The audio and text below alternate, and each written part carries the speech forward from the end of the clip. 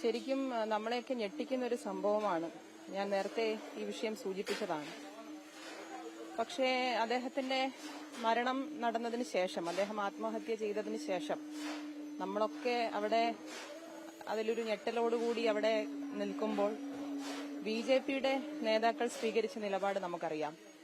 അദ്ദേഹത്തിന്റെ മൃതദേഹം ചിതകത്തി തീരുന്നതിനു മുൻപേ സിപിഎമ്മിനെയും പോലീസിനെയും വളരെ രൂക്ഷമായി വിമർശിക്കുന്നതിനാണ്, അവരാണ് ഈ ആത്മഹത്യക്ക് പിന്നിൽ എന്ന തരത്തിൽ പറയുന്നതിനു വേണ്ടിയാണ് ബിജെപിയുടെ നേതാക്കൾ സമയം കണ്ടെത്തിയത്. ആ സമയത്തൊക്കെ പല ഘട്ടങ്ങളിൽ മാധ്യമപ്രവർത്തകർ ഒരു സഹപ്രവർത്തകനായ കൌൺസിലർ മരണപ്പെട്ടതിൽ ഇങ്ങനെ ഒരു വിഷയമുണ്ട് എന്ന് പറഞ്ഞ് എന്നെ വിളിച്ചപ്പോൾ എനിക്ക് സത്യത്തിൽ പ്രതികരിക്കുന്നതിന് പോലും, അതിൽ മറുപടി പറയുന്നതിന് പോലും വലിയ പ്രയാസം സത്യത്തിൽ എനിക്കുണ്ടായിരുന്നു. കാരണം ഞാനിവിടെ പറഞ്ഞതുപോലെ നമ്മുടെ കൌൺസിൽ രംഗത്ത്, കൌൺസിലിന്റെ ഭാഗമായി പലതരത്തിലുള്ള വാക്പോരുകൾ, പലതരത്തിലുള്ള തർക്കങ്ങൾ അങ്ങോട്ടും ഇങ്ങോട്ടുമൊക്കെ ഉണ്ടായിട്ടുണ്ടെങ്കിൽ പോലും ഇതിനൊക്കെ അപ്പുറം മാനുഷികമായ മൂല്യങ്ങൾ ഉയർത്തിപ്പിടിക്കണം എന്ന് തന്നെയാണ് ഞങ്ങളെല്ലാം മനസ്സിലാക്കിയിട്ടുള്ളത്. അപ്പൊ ആ ഞെട്ടലിൽ നിന്ന് ഇപ്പോഴും ശരിക്കും പറഞ്ഞാൽ ഞങ്ങളാരും പുറത്തു വന്നിട്ടില്ല. ഞങ്ങൾക്ക് അത് ആലോചിക്കുമ്പോൾ, കാരണം ഞാൻ പൂർണ്ണമായി ആ ആത്മഹത്യയുടെ ആ സമയത്ത്, അതിനുശേഷം അവിടെ അദ്ദേഹം മറ്റ് ഇൻക്വസ്റ്റ് നടപടികളൊക്കെ നടക്കുമ്പോൾ അവിടെ ഉണ്ടായിരുന്ന വ്യക്തിയാണ്. അപ്പോ ഇപ്പോഴും നമ്മുടെ കണ്ണിൽ നിന്ന് പോലും ആ കാഴ്ച മാഞ്ഞു പോയിട്ടില്ല. അപ്പോ ഇത്തരം സന്ദർഭങ്ങളിൽ ഒരു രാഷ്ട്രീയ ലാഭത്തിനു വേണ്ടി എന്തൊക്കെയോ ഒളിക്കാനുള്ള ധാരണയിൽ ബിജെപി നടത്തുന്ന ഇത്തരം പ്രവർത്തനങ്ങൾ ജനങ്ങൾ തിരിച്ചറിഞ്ഞു എന്നതിന്റെ ഉദാഹരണം കൂടിയാണ് കഴിഞ്ഞ ദിവസങ്ങളിൽ വന്നിട്ടുള്ള വാർത്ത. അദ്ദേഹത്തിന്റെ ആത്മഹത്യാ കുറിപ്പ് വരുന്നതുവരെ സംസ്ഥാന പ്രസിഡന്റ് ഉൾപ്പെടെയുള്ളവർ, ബിജെപിയുടെ സംസ്ഥാന പ്രസിഡന്റ് ഉൾപ്പെടെയുള്ളവർ സത്യം പുറത്തു കൊണ്ടുവരും എന്ന ഹാഷ്ടാഗോടുകൂടി 5 മിനിറ്റ് ഇടവിട്ടാണ് ഫേസ്ബുക്കിൽ പോസ്റ്റ് ചെയ്തുകൊണ്ടിരുന്നത്. എന്നിട്ട് നമ്മുടെ ഒരു മാധ്യമപ്രവർത്തകയെ, കൈരളിയുടെ മാധ്യമപ്രവർത്തകയെ ചോദ്യം ചോദിച്ചതിന് ഒരു സ്ത്രീയെന്ന ഒരു ചിന്ത പോലും ഇല്ലാതെ വളരെ മോശമായി അവരോട് സംസാരിക്കുന്ന, ഇടപെടുന്ന ഒരു സാഹചര്യമുണ്ടായി. ഇവരൊക്കെ സമൂഹത്തിൽ കൊടുക്കുന്ന സന്ദേശം എന്താണ് എന്ന് ഒരിക്കൽ കൂടി ആലോചിച്ചാൽ എത്ര മോശമായ സന്ദേശമാണ് കൊടുക്കുന്നത് എന്ന് നമുക്ക് മനസ്സിലാക്കാൻ കഴിയും. അപ്പൊ സത്യം ഇപ്പൊ പുറത്തു വന്നപ്പോ അങ്ങനെ ഹാഷ്ടാഗും ഇല്ല, പോസ്റ്റും ഇല്ല. അതുവരെ അനിൽജിക്ക് നീതി ഉറപ്പാക്കും, അനിൽജിക്ക് എന്താണ് സംഭവിച്ചത് എന്ന സത്യം പുറത്തു കൊണ്ടുവരും. സത്യം പുറത്തു വന്നപ്പോ അതിൽ മിണ്ടാട്ടമില്ലാത്തവരായി ബിജെപിയുടെ സംസ്ഥാന നേതൃത്വവും ജില്ലാ നേതൃത്വവും മാറിയ കാഴ്ചയാണ് നമുക്ക് കാണാൻ കഴിഞ്ഞത്. ഇതിനിടയിലാണ് ഇന്നലെ എനിക്ക് ഒരു സന്ദേശം എനിക്ക് ഫേസ്ബുക്ക് മെസ്സഞ്ചറിൽ വരുന്നത്. ആ മെസ്സഞ്ചറിലെ സന്ദേശം എങ്ങനെയായിരുന്നു: ഞാനൊരു RSS പ്രവർത്തകനാണ്. ഇന്നത്തെ സാഹചര്യത്തിൽ എന്റെ ശരിയായ ഐഡിയിൽ നിന്നും എനിക്ക് മെസ്സേജ് അയക്കാൻ കഴിയുന്നില്ല. പക്ഷെ മേയറോട് എനിക്ക് പറയാനുള്ളത്, അനിച്ചേട്ടനോട് ഞങ്ങൾക്കെല്ലാം വലിയ സ്നേഹമുണ്ട്. അനിച്ചേട്ടന്റെ കയ്യിൽ നിന്നും ഈ സൊസൈറ്റിയിൽ നിന്നും പണം വാങ്ങി തട്ടിപ്പ് നടത്തിയ ആളുകളെ പൊതുസമൂഹത്തിന് മുന്നിൽ കൊണ്ടുവരാൻ മേയർ ഇടപെടണം എന്നാണ് ആ സന്ദേശം.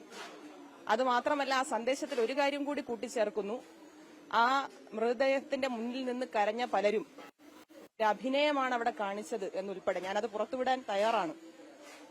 അപ്പൊ അദ്ദേഹം തന്നെ അവസാനം പറയുന്നു, ഇന്നത്തെ സാഹചര്യത്തിൽ ഇതെനിക്ക് എന്റെ സ്വന്തം ഐഡിയിൽ നിന്ന് പറയാൻ കഴിയുന്നില്ല എന്നാണ് പറഞ്ഞത്.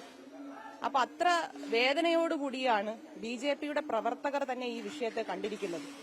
കാരണം ബഹുമാന്യനായ അനിച്ചേട്ടൻ, അദ്ദേഹം ബിജെപിക്ക് വേണ്ടി, RSSന് വേണ്ടി അത്ര തന്നെ പ്രവർത്തനം ഏറ്റെടുത്ത്, നമുക്ക് പല ആശയ വ്യത്യാസങ്ങളും രാഷ്ട്രീയ വ്യത്യാസങ്ങളും ഞങ്ങൾക്കെല്ലാം അവരുടെ അഭിപ്രായത്തോടുണ്ട്. പക്ഷേ സ്വന്തം പാർട്ടിക്ക് വേണ്ടി കൂടുതൽ സമയം ചിലവഴിച്ചുകൊണ്ട് ആ വീട്ടിൽ പോകുമ്പോൾ അദ്ദേഹത്തിന്റെ ഭാര്യയും മക്കളും പറയുന്നത് തന്നെ അതാണ്: ഞങ്ങൾക്ക് പലപ്പോഴും കാണാൻ പോലും കിട്ടിയിരുന്നില്ല. പലപ്പോഴും നമ്മൾ രാഷ്ട്രീയ പ്രവർത്തകരെ പറ്റി പറയുന്ന കാര്യമാണ്, ഞങ്ങൾക്ക് പലപ്പോഴും കാണാൻ പോലും കിട്ടിയിരുന്നില്ല. ആ ഭാര്യ കരഞ്ഞുകൊണ്ട് പറയുകയാണ്, നിങ്ങൾ ബിജെപിക്കാർ, ബിജെപിയുടെ നേതൃത്വം നിങ്ങൾ കൊണ്ടുപോയി കൊലയ്ക്ക് കൊടുത്തില്ലേ എന്നാ ചോദിക്കുന്നത്. സത്യത്തിൽ മനുഷ്യത്വമുള്ള ഒരാൾക്കും ആ സാഹചര്യം സഹിക്കാൻ കഴിയുന്നതല്ല. അതിന് ബിജെപി എല്ലാ കാലത്തും മറുപടി പറയേണ്ടി വരും. ഇത് ബിജെപിയെ, നമ്മൾ പറയുന്നത് പോലെ, ഉറക്കമില്ലാതെ ബിജെപിയെ വേട്ടയാടാൻ പോകുന്ന ഒരു ആത്മഹത്യയാണ് അനിച്ചേട്ടന്റെ ആത്മഹത്യ. അദ്ദേഹത്തിന്റെ കുടുംബത്തോടൊപ്പം നീതി ലഭിക്കുന്നതുവരെ, ഇപ്പൊ പോലീസിന്റെ പ്രത്യേക അന്വേഷണം സർക്കാർ രൂപീകരിച്ചിട്ടുണ്ട്. നീതി ലഭിക്കുന്നതുവരെ അദ്ദേഹത്തിന്റെ കുടുംബത്തിനോടൊപ്പം തുടർന്നുള്ള പ്രവർത്തനത്തിലും തുടർന്നുള്ള അവരുടെ ജീവിതത്തിലും നഗരസഭ എന്നുള്ള നിലയിലും മേയർ എന്നുള്ള നിലയിലും ഞാനും ബഹുമാനപ്പെട്ട ഡെപ്യൂട്ടി മേയറും മറ്റ് കൌൺസിലർമാരും ഒക്കെ അവരോടൊപ്പം ഉണ്ടാകും എന്നാണ് ഈ അവസരത്തിൽ സൂചിപ്പിക്കാനുള്ളത്. ഒരു കൗൺസിലർ ഉൾപ്പെടെ ബിജെപിയുടെ കൗൺസിലർ ഉൾപ്പെടെ അവിടെ ആ ബാങ്കിൽ നിന്നും വായ്പ എടുത്തിരുന്നു, തിരിച്ചടവ് നടത്തിയിരുന്നില്ല എന്നുള്ള വിവരങ്ങളൊക്കെ പുറത്തു വരുന്നുണ്ട്. ശരിക്കും അതെല്ലാം പുറത്തു വരണം. ഞാൻ ഈ മെസ്സേജും, അതായത് ഞാൻ പറഞ്ഞതുപോലെ നേരത്തെ ഒരു ബിജെപി പ്രവർത്തകൻ എന്ന് പറഞ്ഞ് എനിക്ക് അയച്ച മെസ്സേജും ഇത്തരം വാർത്തകൾ കൂടി കൂട്ടി വായിക്കുമ്പോൾ അവിടെ നിന്ന് കരഞ്ഞ പല ആളുകളും, ഇവിടെ പറഞ്ഞതുപോലെ അവിടെ നിന്ന് കരഞ്ഞ പല ആളുകളും ഈ മരണത്തിന് ഉത്തരവാദികളായി മാറുന്നു എന്നതാണ് നമ്മൾ മനസ്സിലാക്കുന്നത്. നേരിട്ട് അല്ലെങ്കിൽ പോലും ഇത്തരത്തിൽ അദ്ദേഹം പറഞ്ഞിട്ട് പോലും തിരിച്ചടയ്ക്കാത്ത നിലയിൽ അദ്ദേഹം ആ ആത്മഹത്യാ കുറിപ്പിൽ തന്നെ എഴുതി വെച്ചിട്ടുണ്ടല്ലോ, ഞങ്ങളുടെ ആളുകളെ സഹായിച്ചു, നമ്മുടെ ആളുകളെ സഹായിച്ചു, മറ്റ് നടപടികൾ സ്വീകരിക്കാതെ ആവശ്യത്തിലധികം സഹായം അവർക്ക് കൊടുത്തു. നമുക്കറിയാം, ഒരു സൊസൈറ്റി ഒരു ലോൺ കൊടുത്തു കഴിഞ്ഞാൽ അല്ലെങ്കിൽ ഒരു ബാങ്ക് ഒരു ലോൺ കൊടുത്തു കഴിഞ്ഞാൽ ഒരു സമയം കഴിഞ്ഞു കഴിഞ്ഞാൽ അത് സ്വീകരിക്കുന്ന നടപടിക്രമങ്ങൾ നമുക്കറിയാം. സഹകരണ മേഖലയിൽ സ്വീകരിക്കുന്ന നടപടിക്രമങ്ങൾ നമുക്കറിയാം. അത്തരം കാര്യങ്ങൾ സ്വീകരിക്കാതെ നമ്മുടെ ആളുകളായതുകൊണ്ടെല്ലാം സഹിച്ചും ക്ഷമിച്ചും ബഹുമാന്യനായ അനിൽകുമാർ, തിരുമല അനിൽകുമാർ അവർക്കെല്ലാം വേണ്ടി നിന്നു എന്നാണ് ആ വാചകത്തിൽ സൂചിപ്പിക്കുന്നത്. ഒന്നുകൂടി പറയുന്നു, ഇപ്പോൾ എന്നെ എല്ലാവരും ഒറ്റപ്പെടുത്തി. അത് സഹിക്കാൻ വയ്യാതെയാണ് ആത്മഹത്യ ചെയ്തതെന്നും പറയുന്നു. അപ്പോൾ കൌൺസിലർമാരുൾപ്പെടെയുള്ള ആളുകൾ അവിടെ നിന്ന് ലോൺ എടുത്ത് തിരിച്ചടയ്ക്കാത്ത ആളുകളുടെ പങ്ക് ഈ ആത്മഹത്യയിൽ അന്വേഷിക്കണം.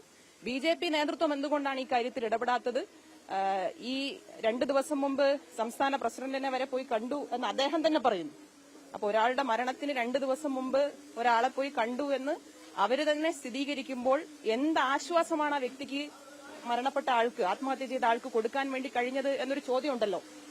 ഇപ്പൊ നമുക്കറിയാം, നമ്മളെ സംബന്ധിച്ചിടത്തോളം ഞങ്ങളൊക്കെ നമ്മുടെ രാഷ്ട്രീയ പ്രവർത്തനം നടത്തുമ്പോൾ നമ്മുടെ നേതാക്കളായിരിക്കുന്ന ആളുകൾ അവര് നമ്മളോട് ഒരു ആശ്വാസ വാക്ക് പറഞ്ഞാൽ അതിൽ ആശ്വാസം കണ്ടെത്തുന്നവരാണ്. ആശ്വാസം പറയാതിരുന്നാലോ? ആശ്വാസം പറയാതെ ആട്ടി ഓടിക്കുന്ന നിലപാട് സ്വീകരിച്ചത് കൊണ്ടാണോ ഇങ്ങനെ ഒരു ആത്മഹത്യ ഉണ്ടായത് എന്നുപോലും പരിശോധിക്കേണ്ടിയിരിക്കുകയാണ്. അപ്പോ ഞങ്ങളെയൊക്കെ സംബന്ധിച്ച് ഇത് വേദനയുള്ള കാര്യമാണ്. ഞങ്ങൾക്ക് അങ്ങോട്ടും ഇങ്ങോട്ടും തർക്കിക്കാനല്ല ഞങ്ങൾ ഈ സമയം കണ്ടെത്തുന്നത്. ഞങ്ങളെ സംബന്ധിച്ചിടത്തോളം നീതി ഉറപ്പാക്കണം. ആ നീതി ഉറപ്പാക്കുന്നതിന് സംസ്ഥാന സർക്കാരും പോലീസും നടത്തുന്ന എല്ലാ കാര്യത്തിനും ആ കുടുംബത്തോടൊപ്പം ഞങ്ങൾ ഉണ്ടാകും എന്നാണ് സൂചിപ്പിക്കാനുള്ളത്.